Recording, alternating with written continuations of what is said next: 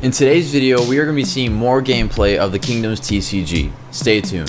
Hey YouTube, Tyler here with the Kingdoms TCG, and I want to thank you for taking your precious time and clicking on this video. Links will be in the description below, where you can go to the Instagram and Facebook page to see what is going on with the game itself, and also a link for the Game Crafter where you can get your hands on your very own Kingdoms TCG products. In today's video, it's going to be Joe, the number 2 seed in the tournament, playing with Estercrest, versus Austin C, playing with Estercrest as well, coming in at the 7 seed.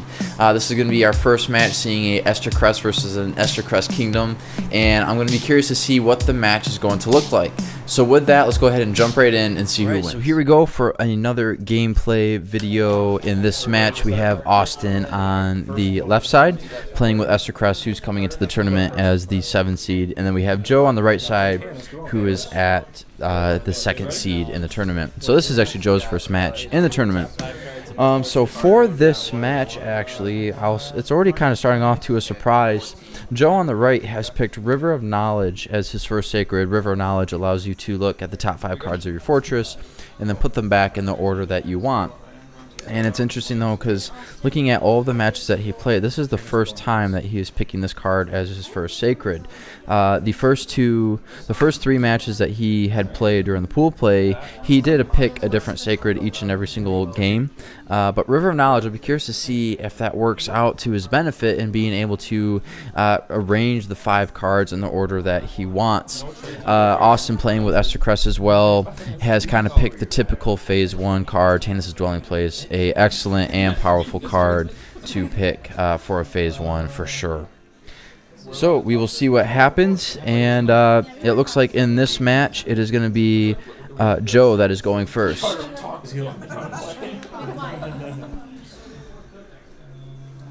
Joe, I think, is rearranging his cards just one final time. Again, with the Kingdoms game, the Kingdoms TCG, there is kind of the policy, card laid is card played, but if it's agreed between both players, you know, if you lay a card, you can kind of do a take back. So Joe, after doing his 5 cards back on his fortress, he's actually rethinking about that after looking at his hand. He's going to be putting his 5 cards down, and we'll see what happens.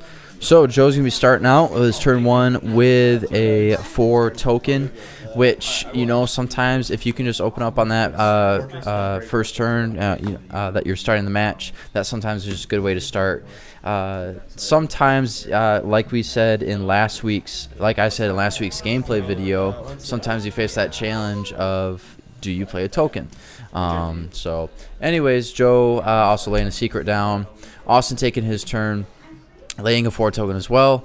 Doing things out of order, it looks like. I don't recall him drawing a card. Maybe he forgot to draw a card, which kind of a disadvantage to him. But he's going to be laying a 4 token down himself, and also an Estercrest soldier. But because of Tanis' Dwelling Place, he's actually going to be able to play that card for free. So Joe is already going to be going down to 1,000 attack, or 1,000 health for his sacred. Or, I'm sorry, 1,100 for his sacred. Now we see in the graveyards at the top, Joe had to send a 3 token from his fortress to the graveyard, and Alex had to send his Spirit Sumerian. Yeah, 1 card from your hand. You draw 2, and I'll make him defensive. So Joe just played Rock Mover, and he just played Threatening Warrior on Rock Mover. Sorry for the glare on the video. My apologies, guys. I'll make sure to do my best to let you know what card it is. So Rock Mover has the effect, when it's called to the field, your opponent sends a card from their hand to their fortress. So unfortunately, Austin just assumed the effect and sent a 3 token to the graveyard. So that's unfortunately a disadvantage for him. We'll see if that affects him. Austin is playing another 4 token though, and he also has laid a secret in the bottom right of your screen. So it looks like Austin has forgot to set aside the 2 cards from the 4 token, and unfortunately Joe was not able to catch that.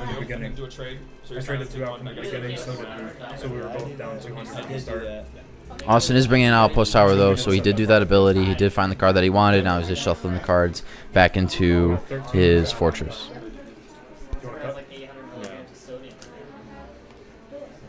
Joe is trying to use a strategy that implements a lot of the sending cards from the field back to the player's hands, such as using Rock Mover. So for Joe to bring out that Rock Mover on turn 1 is just a great way just to slowly start stalling Austin.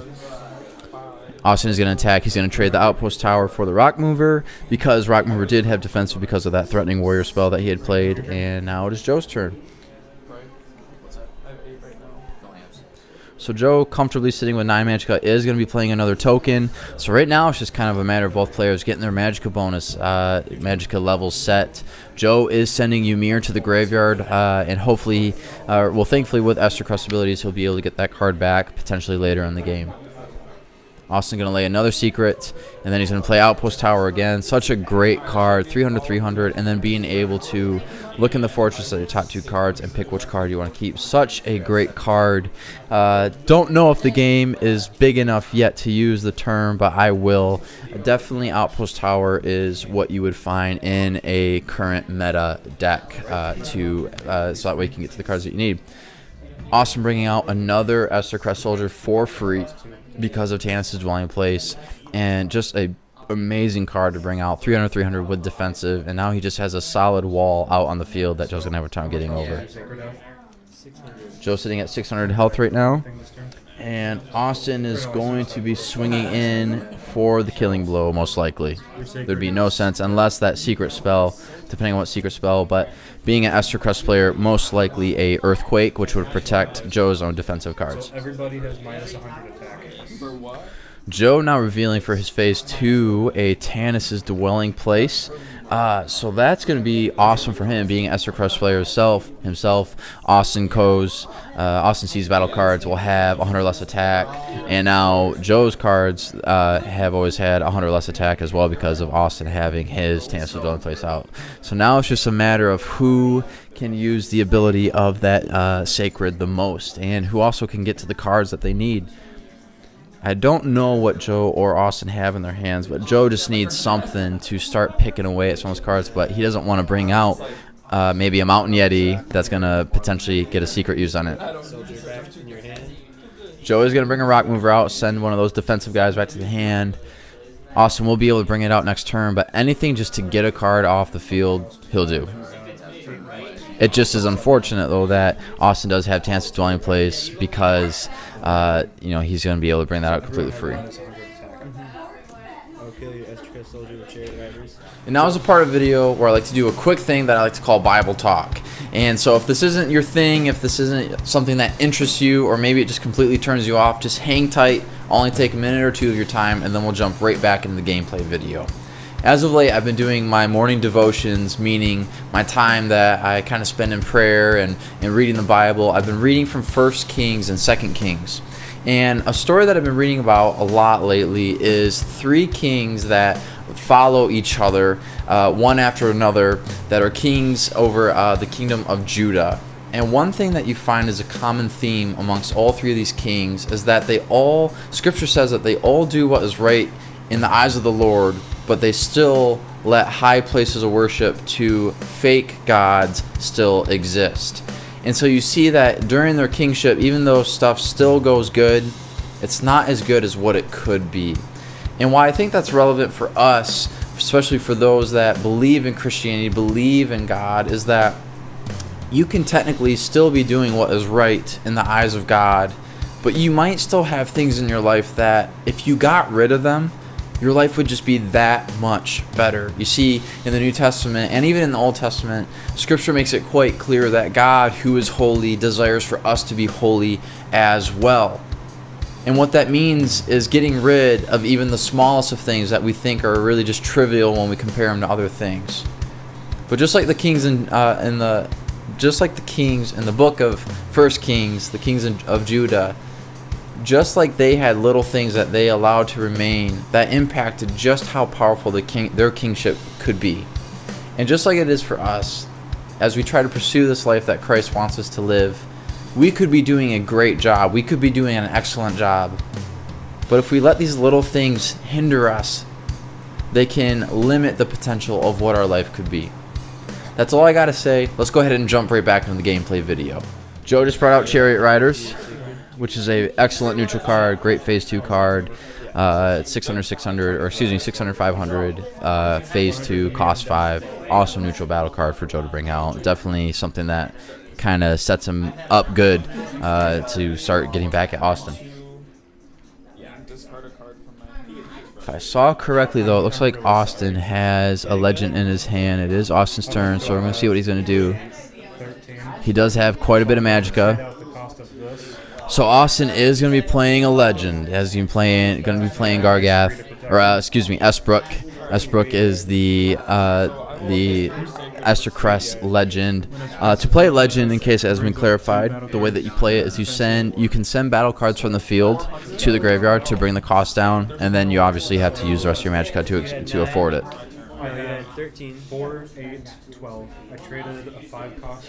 Joe and Austin just figuring out if the card that was played was legal to play, just for total Magicka played. Plus I got 5 for that.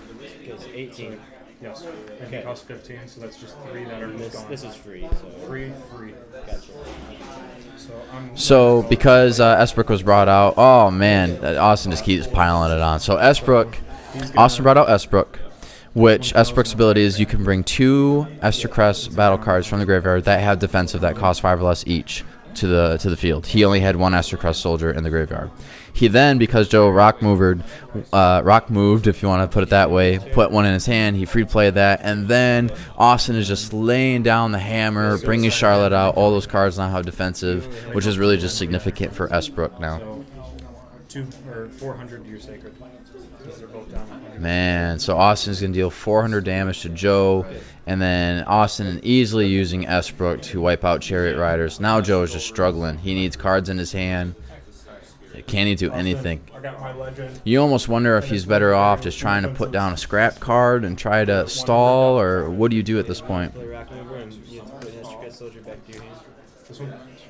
So he's going to do a rock mover and a Tulsa Guardsman. So bringing out his own defensive card as well. Unfortunately, it's going to be easily washed away from Esbrook, but it at least stalls an attack from Esbrook. Rather than Esbrook now being able to just attack Joe's Sacred, now Austin's going to have to waste that attack on Tulsa Guardsman, which does have 500 health and is a defensive card. And it's possible, unless I could be wrong, or maybe Joe forgets, if that secret that Joe has is Earthquake, that could be a total game changer.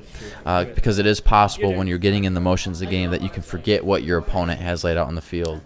Austin is laying out a Divine Wisdom card, though, which is a cancel spell. So Austin does have clear way to attack that Tulsa Guardsman without the worry of Joe playing Earthquake, because he can simply cancel. Yep, Joe's going to reveal Earthquake, and Austin's going to quickly play Divine Wisdom. And man, Joe just has nothing. But at least, again, because he has Tulsa Guardsman out, that Esbrook has to waste that attack on Tulsa Guardsman, and Joe is going to go down just a little bit more. I believe he is at 700 at the moment. So next turn I have 16. Joe just not able to gain any momentum. Estercrest is a very momentum-based kingdom. Once they can start getting momentum, it's very hard to get over them. But unless they can't get their engine rolling, they're going to be struggling. Hitting Sacred for 200 each, so 400 to Sacred. So Austin, not sure why he is doing this, but he's only going to be attacking with the 2 Estercrest soldiers, dealing only 400 damage to Joe's Sacred, and then he's using Esbrook to kill one of the rock movers. So curious why he's doing that. Joe drew a card and he expressed a little disgust, so I don't know what he drew, but he's really struggling right now. Maybe just not getting any cards in his hand. So Joe going into a great defense training ground. Thankfully, it is Estercrest Sacred, but it might not be enough. Granted, the first battle card that he's going to play will get a plus 100 health, but we'll see. It's gone hard. Austin did use Charlotte's Impact ability, where it's going to give him plus 3 Magicka next turn. And I have enough Magicka to keep doing it. You don't have cards. Go ahead. Joe, again, not getting any cards. Joe sitting at 1,600 health.